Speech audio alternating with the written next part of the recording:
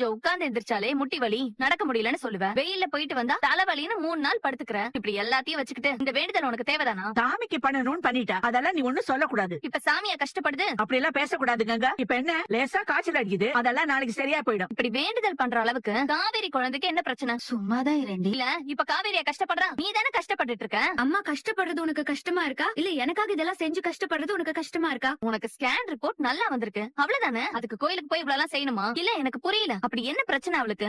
ஏச்சி போடி, தலைவலி இன்னும் ஜாஸ்தி ஆக்காத. நல்லா கஷ்டப்படு. எனக்கு என்ன, உனக்காக தானே கஷ்டப்படுறாங்க. பாத்துட்டு ரொம்ப சந்தோஷமா இரு. இப்போ உனக்கு என்னக்கா பிரச்சனை? நானும் பாத்துட்டே இருக்கேன். யாரையாவது பொறாண்டிட்டே இருக்கணுமா உனக்கு? டெய்லி காலையில எந்திரிச்சா யார் கூடயாவது சண்டை போடணும். இன்னைக்கு குமரன் மாமா உன்கிட்ட சிக்கலையா? உங்கள மாதிரி யார பத்தியும் கவலைப்படாம 24 மணி நேரமும் கொஞ்சம் கொலாவ சொல்றியா? நாங்க ஹஸ்பண்ட் அண்ட் ஒய்ஃப். அதுல உனக்கு என்ன பிரச்சனை? உன்ன மாதிரி சண்டை போட்டாதான் பிரச்சனை. கொஞ்சம் ஒண்ணும் தப்பெல்லாம் இல்ல. உன்கிட்ட எல்லாம் மனுஷன் பேசுவானா? பேசாத. உன்னை யாரு பேச சொன்னது? தலைவலியோ காய்ச்சலோ எதையோ அனுபவம். நீயாச்சு உன் பொண்ணாச்சு. காவேரி அக்காக்கு ஸ்கேன் பண்ணியாச்சா?